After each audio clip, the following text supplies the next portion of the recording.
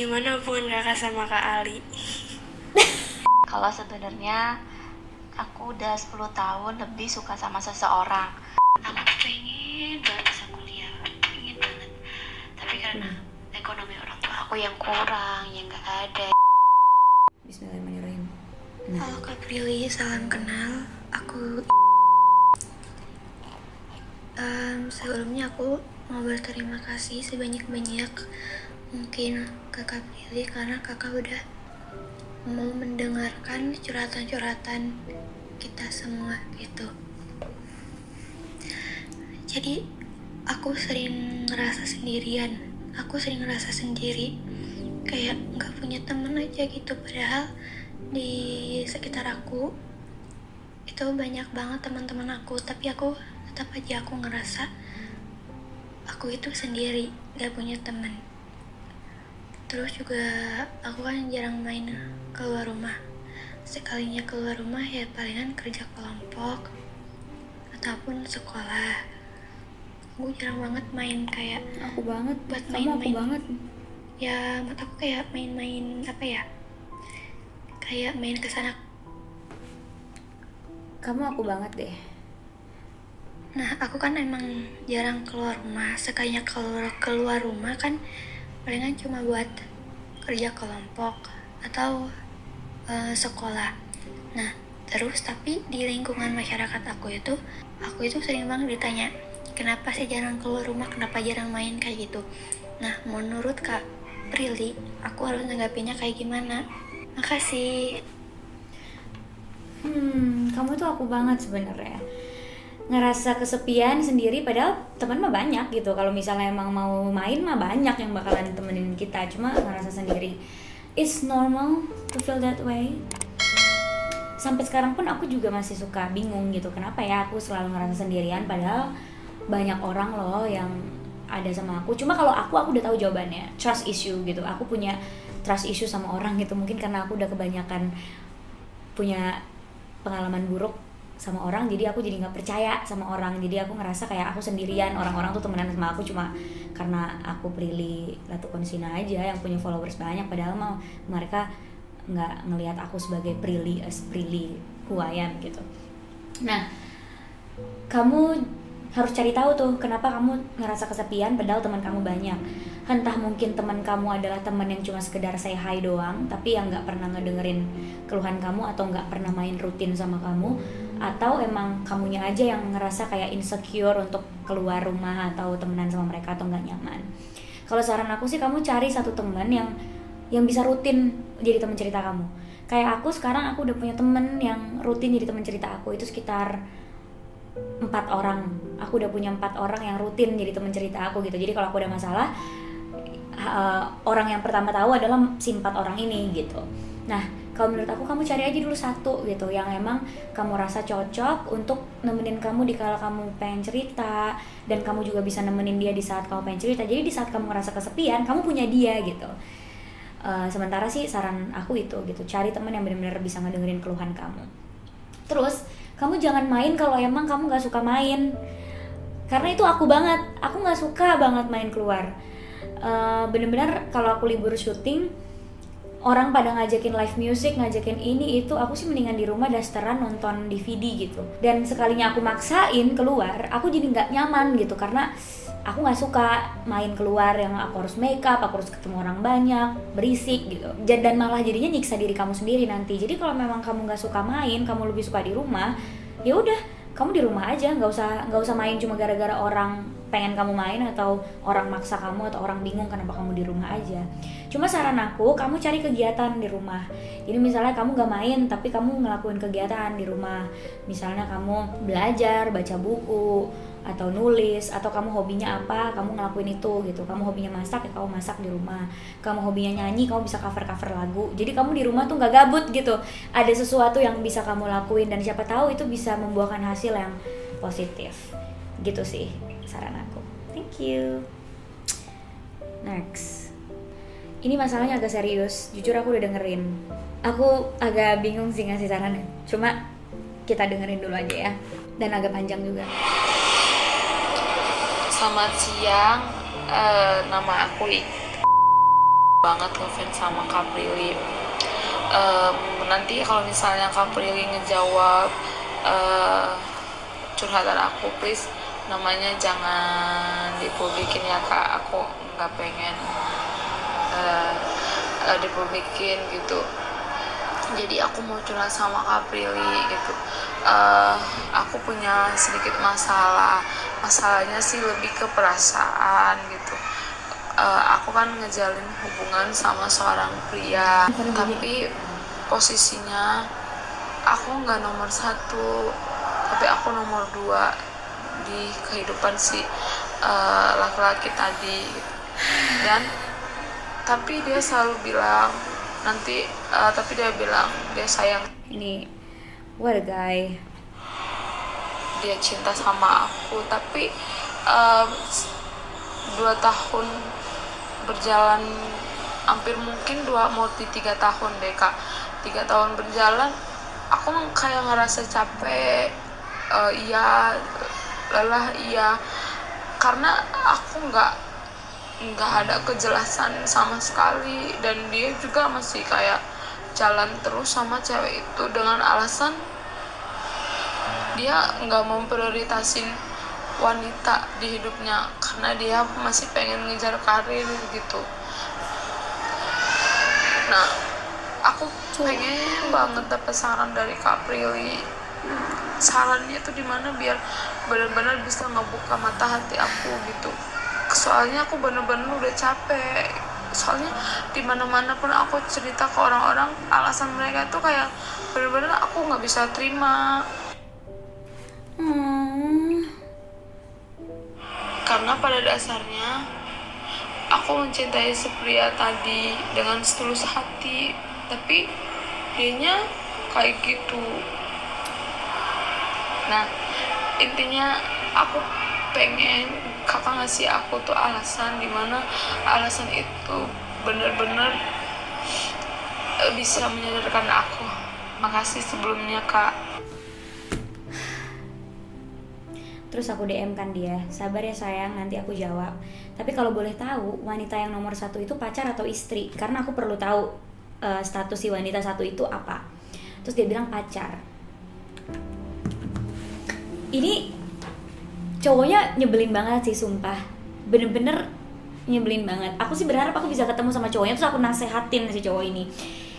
Dia ngejalanin hubungan sama si cewek, sama orang yang curhat ini 3 tahun, tapi 3 tahun itu juga dia punya pacar lagi, mohon maaf nih gitu kan. Jadi dia pacaran sama 2 orang, cuma yang diakui itu 1, si pacar nomor 1-nya, yang pacar nomor 2-nya ini ya otomatis nggak mungkin diakuin lah ya. Terus ngejanjiin si orang yang curhat sama aku ini, ya gue cinta sama lo, gue sayang sama lo gitu. Pertama, tuh cowok maruk, ya. Dia nggak mau kehilangan lovers. Kenapa aku berani bilang gitu? Karena kalau cowok yang beneran laki-laki, beneran gentle, dia kan pilih salah satu. Satu cinta tuh udah cukup buat dia. Cinta dari pacar yang pertama atau cinta dari kamu gitu, tuh udah cukup banget. Tapi kalau dia nggak mau kehilangan lovers, dia emang masih mau icip sana icip sini, mau coba sana coba sini, ya akhirnya dia keep kamu keep dua-duanya. Dia keep pacar yang pertama, dia keep kamu juga. Dia keep kamu, dan dia ngerasa bisa dia keep kamu karena kamu nggak apa-apa gitu, dia punya pacar terus kamu diumpetin gitu aja jadi selingkuhan gitu. Pertama dia maruk dan dia nggak mau kehilangan lovers, dan kamu tau lah what kind of guy he is kalau misalnya mau dicintai sama 2 orang, sama banyak orang gitu, sedangkan dia aja nggak bisa menghargai perasaan kamu. 2, yang dia lakuin itu udah salah banget. Berarti dia itu bukan cowok yang bisa berpegang teguh sama komitmen. Karena kalau dia cowok yang udah berpegang teguh sama komitmen, kalau dia cowok yang udah bisa berkomitmen, dia nggak mungkin sama kamu. Karena dia udah komitmen sama yang pertama. Logikanya gitu. Dia udah komitmen sama yang pertama, terus tiba-tiba dia punya kamu dan nyimpen kamu gitu istilahnya. Berarti dia nggak bisa berkomitmen dong. Karena kalau dia udah berkomitmen, dia nggak akan sama kamu gitu loh. Dan emang kamu mau sama laki-laki yang gak bisa berkomitmen kayak dia? Kalau misalnya dia bilang dia nggak mau fokus wanita, dia mau fokus karir dulu, kenapa dia masih nge-keep kamu? Kenapa dia masih menahan-nahan kamu atau masih sama kamu gitu? Kalau emang dia pengen fokus ke karir, harusnya putusin dua-duanya, pacar satu dan kamu udah selesai, dia fokus sama karir dia. Tapi nyatanya kan dia masih sama kamu dan masih sama pacar yang pertama gitu kan. Terus kamu bilang kamu cinta sama dia tulus, tapi dia kayak gitu. Apakah kamu mau rasa cinta kamu itu jatuh ke orang yang salah? Kamu tuh rugi banget menurut aku. Kamu mencintai orang yang tidak bisa memberikan cintanya secara sama gitu. Kayak kamu cinta sama dia, satu-satunya dia yang kamu cinta, tapi dia ngebagi cintanya sama kamu dan sama pacarnya yang pertama. Buat apa gitu? Kalau menurut aku ini udah gak worth it. Mendingan kamu akhiri, atau kamu tanya, kamu kasih pilihan ke dia. Gue cinta nih sama lo, tapi lo masih sama pacar lo yang pertama. Posisinya gue di sini salah. Karena kalau misalnya ini ketahuan, yang salah tuh kamu, yang jadi penjahatnya tuh kamu. Kamu yang akan dibilang pelakor, kamu yang akan dibilang selingkuhan, kamu yang akan dibully sama semua orang. Padahal kamu gak salah sepenuhnya, kan cowoknya juga yang mau gitu kan. Kamu kasih pilihan ke cowok itu, gue cinta sama lo, tapi gue udah berhenti sampai sini. Lo harus pilih gue atau dia. Kalau misalnya dia gak bisa pilih, kamu mundur. Tapi kalau misalnya dia bisa milih, dia misalnya milih pacarnya yang pertama, itu kamu harus ikhlas. Berarti emang dia bukan yang terbaik buat kamu. Tapi kalau dia milih kamu harus make sure 100% kalau dia memang udah mutusin hubungannya sama yang pertama gitu. Jadi kamu nggak jadi selingkuhan lagi, nggak jadi ngumpet-ngumpet lagi gitu. Tapi kalau misalnya dia tidak bisa memilih, aku saranin kamu mundur. Karena berarti dia bukan laki-laki yang baik. Dengan dia bisa menjalin hubungan dengan 2 orang sekaligus, itu dia bukan laki-laki yang terbaik. Dengan dia tidak memberikan kepastian ke kamu, itu dia bukan laki-laki yang terbaik. Dengan dia masih jalan sama cewek yang pertama, terus jalan juga sama kamu, itu dia bukan laki-laki yang baik. Dia bukan laki-laki yang bisa berkomitmen. Dia laki-laki yang takut akan komitmen. Ngapain kamu mau sama laki-laki yang takut akan komitmen? Mendingan kamu simpen cinta kamu yang tulus itu untuk laki-laki yang benar-benar pantas ngedapetin cinta kamu, dan yang pasti bukan dia. Itu saran dari aku, semoga itu bisa buka mata kamu. Kamu worth it. Aku juga buka profil kamu cantik banget. Okay? You don't deserve di treat kayak gitu, okay? Next. Saya ini agak emosi gitu sama cowok-cowok yang kayak gitu, ya ampun. Gak mau kehilangan dua-duanya, gimana sih? Terus kita next. Hai Kak Prilly, aku mau nanya, gimana cara kita untuk hilangin mantan kita yang dulu? Dan dia tuh gak peka. Kita gak sempat pacaran, tapi aku pernah suka sama dia, tapi dia gak peka. Gimana tuh cara hilangin pikiran tentang dia? Thank you Kak. Oh, berarti bukan mantan ya, berarti mungkin mantan gebetan, mantan suka-sukaan gitu. Gimana caranya menghilangkan pikiran? Pertama, hidup itu gak melulu soal cowok. Hidup itu gak melulu soal pasangan.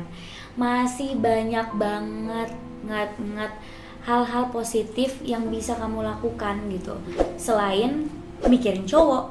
Kayak misalnya aku nih sekarang, aku hidup sekarang lagi gak ada cowok gitu kan, ya aku lakuin hal positif yang lain gitu. Aku bikin konten YouTube, aku kerja, aku olahraga, sehingga itu bisa ngebuat aku lupa gitu kalau aku sekarang lagi gak ada cowok gitu, lagi sendiri.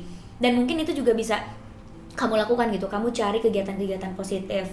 Kamu bisa olahraga, kamu bisa belajar, baca buku gitu. Dan dunia itu luas, hidup itu luas, nggak melulu soal pasangan, nggak melulu soal laki-laki. Jadi masih banyak banget hal yang bisa kamu lakuin untuk mengembangkan potensi kamu gitu. Misalnya kamu suka apa, itu kamu kembangin aja. Dan itu menurut aku lebih penting daripada cuma mikirin cowok. Nanti hilang sendiri kok pikiran itu, tenang aja. Nanti juga ada cowok-cowok lain yang datang ke kehidupan kamu yang membuat kamu lupa. Cowok banyak, masih banyak ikan di laut. Terus ini ada satu lagi apa? Aku mau nanya Kak, gimana hubungan kakak sama Kak Ali? Soalnya aku tuh ngefans banget sama kakak dari dulu. Aku kayak guys lovers sama DC lovers juga. gue yang ditodong ini. Jujur aku udah gak kontakan lagi sih sama Ali gitu, so sad. Terakhir kali aku lupa aku kapan chattingan sama dia, cuma sempet sih chattingan sama dia, cuma nanyain kabar gitu-gitu, tapi habis itu selesai gitu. Mungkin dia juga lagi sibuk sama dunianya, aku juga lagi sibuk sama dunia aku, jadi kita nggak ada waktu untuk ketemu, nggak ada waktu untuk chattingan. Tapi kalau berhubungan baik, suatu saat nanti ketemu lagi, ya ayo monggo gitu. Aku kan selalu membuka pintu pertemanan sama siapa aja, apalagi dia dulu sahabat aku banget yang sedekat itu gitu. Jadi kayak harusnya sih baik-baik aja ya. Thank you. Mana lagi tadi? Hai Kak Prilly, idolaku. Aku mau curhat nih Kak. Kalau sebenarnya aku udah 10 tahun lebih suka sama seseorang. Aku gak bisa lupain dia, dan menurutku orang yang aku suka itu kayaknya tahu kalau sebenarnya aku tuh suka sama dia.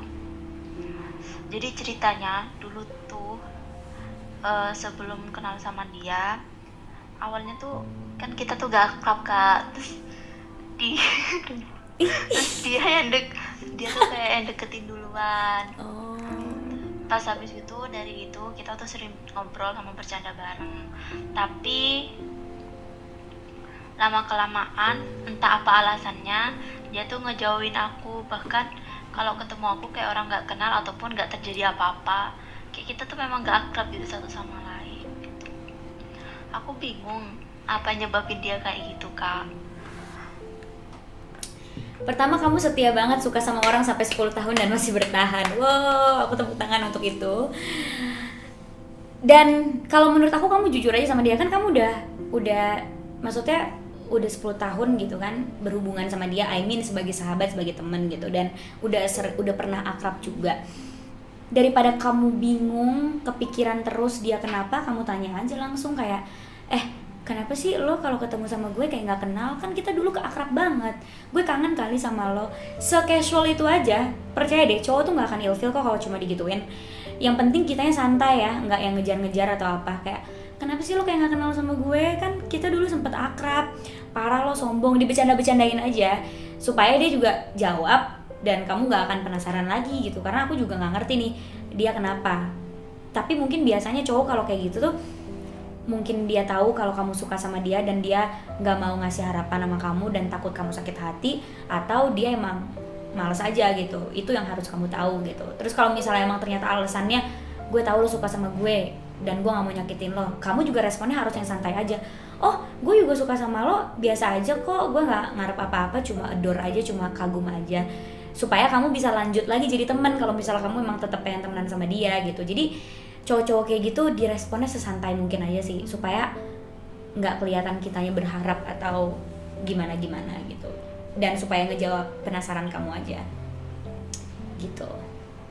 Karena aku tuh tipe orang yang semuanya diomongin sama aku, bener-bener terbuka aja gitu. Ini udah belum ya? Halo Kak Fili, aku mau cerita. Ini kan aku kan masih SMA dan mau kuliah, dan lagi mau kuliah. Udah belum sih? Dan aku pengen banget bisa kuliah, pengen banget. Tapi karena ekonomi orang tua aku yang kurang, yang nggak ada, jadi orang tua aku bilang untuk aku libur setahun aja. Dan ketika orang tua aku bilang itu, aku langsung kayak langsung nangis gitu loh Kak, langsung nangis, langsung down, kayak sudah nggak ada percaya diri lagi gitu. Terus aku semenjak orang tua aku bilang itu, aku kayak langsung semua nilai aku jatuh. Aku juga nggak langsung kayak nggak mau mikirin tentang kuliah lagi, karena orang tua aku bilang kayak gitu. Jadi aku udah bodo amat gitu. Tapi aku pengen banget bisa kuliah. Terus aku kan kayak semenjak orang tua aku bilang gitu, nilai aku jadi jatuh. Padahal aku tuh 3 besar di kelas aku, cuma gara-gara dikasih tahu itu, jadi aku kayak langsung down Kak. Aku bener-bener gak ngerti lagi, jadi gak ada semangat lagi. Terus gimana Kak kalau udah kayak gitu? Aku bener-bener bingung. Sebenarnya memang ada cara, yaitu dengan bidik misi. Cuma karena aku tahu nilai aku sekarang mulai jatuh, mungkin gak ada kesempatan lagi gitu. Please Kak, tolong kasih sarannya gimana, apakah aku harus benar-benar setahun lagi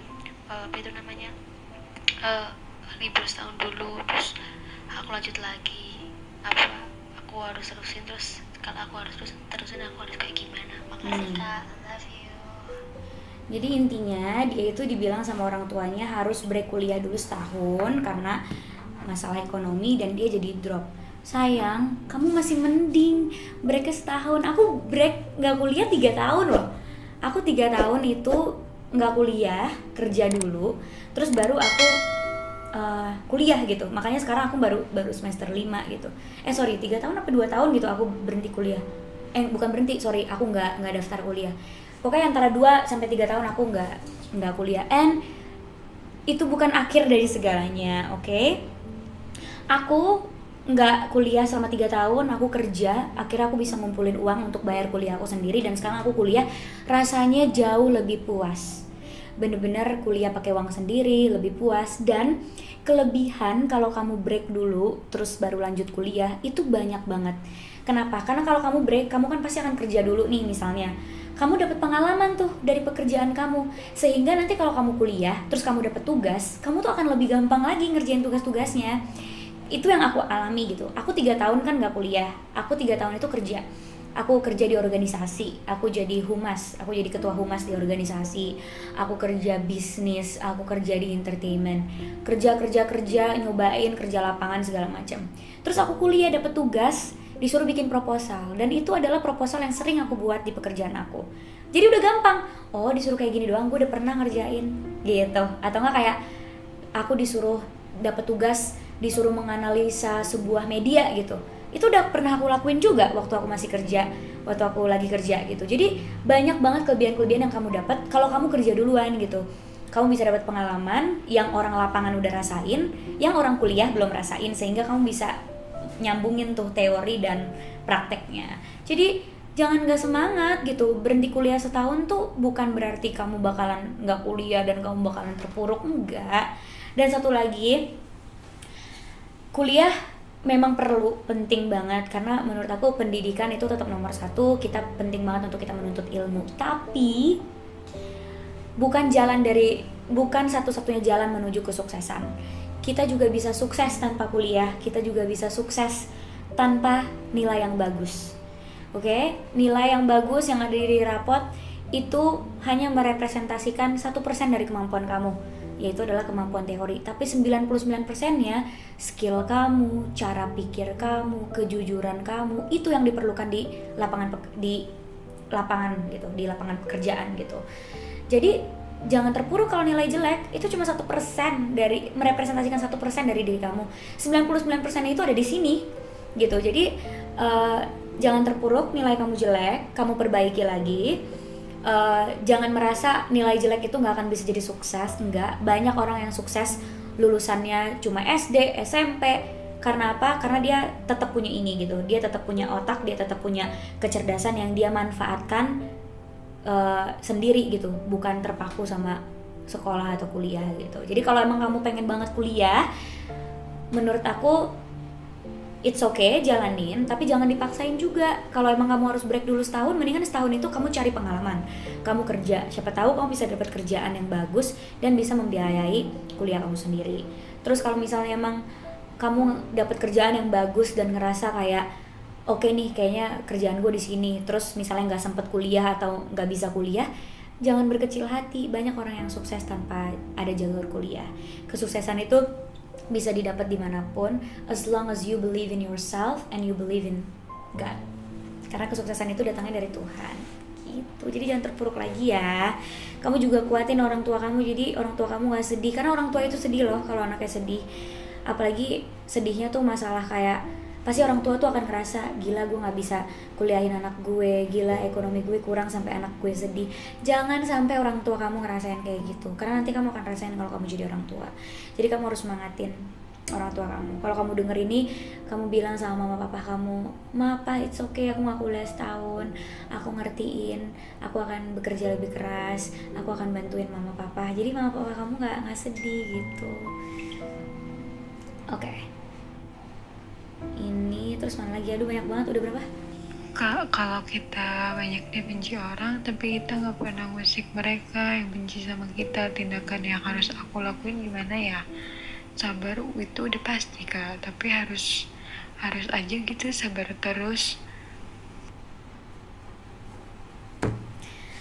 Kalau kita dibenci sama orang padahal kita nggak pernah ngusik mereka, well, itu yang aku alami sayang. Setiap hari aku dibenci sama orang padahal aku nggak tahu salah aku apa. Pertama ya, kamu harus tahu mereka itu benci padahal kamu nggak pernah ngusik hidup mereka. Itu satu, mereka iri. Dua, ada yang salah sama hidup mereka. Mungkin hidup mereka nggak bahagia sampai mereka harus membenci orang yang hidupnya lebih dari mereka. Mungkin kamu dilihat sama mereka itu hidupnya lebih dari mereka, makanya mereka benci sama kamu. Aku pernah punya fans, dia tadinya tuh ngefans sama aku, terus tiba-tiba aku putus sama mantan aku, dia jadi haters. Dan aku bahkan tahu namanya, aku tahu mukanya, karena nih orang waktu masih jadi fans tuh aktif, yang ngedukung banget. Pas aku putus sama mantan aku, dia malah jadi haters, ngata-ngatain aku tiap hari di sosial media dan segala macam. Sampai si haters ini ngomong sama mama aku, ini biarin menjadi urusan aku dan Tuhan. Jadi dia akan terus membenci aku seumur hidupnya, dan itu akan menjadi urusan dia sama Tuhan. Gila gak sih? Maksudnya kayak ada gitu orang kayak gitu. Padahal ini orang guru TK dan katanya suaminya polisi, tapi nggak merepresentasikan guru TK ya sebenarnya kalau ngebenci orang tanpa alasan. Apa yang aku lakuin? Ngedoain dia biar sadar, karena kasihan gitu, dia menghabiskan waktu dia setiap hari ngepost di Instagram dia ngata-ngatain aku. Tapi aku nggak kenapa-kenapa gitu, maksudnya kata-kata dia nggak ngebuat aku down, kata-kata dia nggak ngebuat aku nggak sukses. Aku tetap sukses, aku tetap ada di sini, aku tetap menikmati rezeki yang Allah kasih sama aku. Kasihan kan dia ngabisin waktunya gitu, kasihan suaminya kagak diurus, kasihan murid-muridnya dapat guru yang kerjanya tiap hari ngebenci orang gitu di Instagram. Apalagi dia guru yang harusnya mendidik anak-anak itu menjadi lebih baik kan. Yang aku lakuin, aku doain tiap hari, ya Allah semoga dikasih hidayah, semoga dia bisa sadar, semoga hidupnya bisa, kasihlah dia kebahagiaan. Karena kalau orang bahagia gak akan ada waktu ngebenci orang, karena udah sibuk sama kebahagiaannya sendiri. Jadi kamu mendingan doain aja sih, kamu doain orang-orang itu supaya bisa dapat kehidupan yang layak, kehidupan yang bahagia, sehingga dia akan sibuk sama kebahagiaannya dan gak akan sibuk musik kebahagiaan kamu, ngebenci kamu. Dan kamu gak usah terpengaruh sama omongan orang, gak usah terpengaruh sama apapun. Karena yang selalu papa aku ajarin ya, mau sebanyak apapun orang yang mau ngasih kemudaratan buat aku, mau ngancem aku kek, mau ngatain aku kek, mau jahatin aku kek, tapi kalau Tuhan gak menghendaki, gak akan bisa. Mau dia udah megang pisau di depan kita nih, terus mau nusuk kita, tapi kalau Allah ngehendakin itu pisau gak bisa ngebunuh kita, itu gak akan.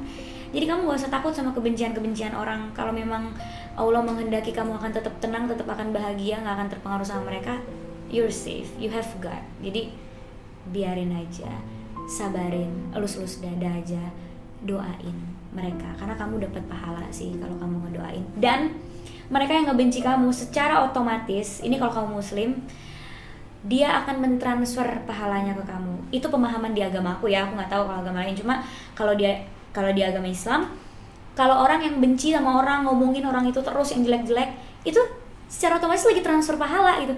Enak banget kan kita dapat pahala tanpa kita ngapa-ngapain. Aku nih lagi duduk sekarang dapat pahala gara-gara orang lagi ngomongin aku di luar sana. Jadi anggap aja dia itu ladang pahala yang Allah ciptakan untuk kamu. Justru kamu beruntung kalau ada orang yang kayak gitu. Jadi nggak usah capek-capek nyari pahala, kan udah ada sendiri gitu. Oke, itu dia tadi sesi curhat bersama aku. Ini ada ribuan guys yang masuk DM-nya. Cuma aku gak mungkin respon semua karena pasti durasi. Kalian juga takutnya nanti bosen dengerinnya. Jadi aku bakalan buka mungkin per sesi kali ya. Mungkin nanti aku akan bikin sesi 2, sesi 3 untuk nanggepin curhatan-curhatan kalian lagi. Mungkin satu video aku akan respon 10 atau 15. Kalau pendek-pendek aku akan respon 15. Tapi kalau panjang-panjang aku akan respon 10. Dan semoga dengan adanya konten ini aku bisa bisa bisa menjadi teman untuk kalian gak akan ngerasa sendirian lagi. Dan aku yakin di luar sana pasti juga banyak yang mengalami hal yang sama. Jadi semoga kalau kalian mengalami hal yang sama, nasihat aku bisa kalian ambil dan bisa membuka mata kalian atau membuat kalian lebih semangat lagi. Karena tujuan aku itu sih, tujuan aku bikin konten ini untuk nyemangatin kalian dan untuk menyebarkan positivity gitu. Karena janji aku mau aktifin YouTube channel, ya aku pengen share yang positif-positif. Aku pengen channel YouTube aku berguna untuk semuanya. So thank you so much udah dengerin nasihat-nasihat aku. Semoga saran-saran yang tadi aku kasih berguna. Love you. Semoga kita bisa sering-sering bikin sesi ini. Buat yang suka sesi ini, coba kalian like sebanyak-banyaknya, kalian komen sebanyak-banyaknya, supaya aku tahu kalau kalian suka gitu sama sesi ini, sehingga aku bisa bikin konten ini terus dan semoga bisa bermanfaat terus buat kalian. Dan jangan lupa di subscribe channel YouTube-nya supaya aku lebih semangat lagi bikin konten, di like, komen, di share ke teman-teman kalian supaya teman-teman kalian bisa nonton. Jadi let's have fun together and let's spread the positivity.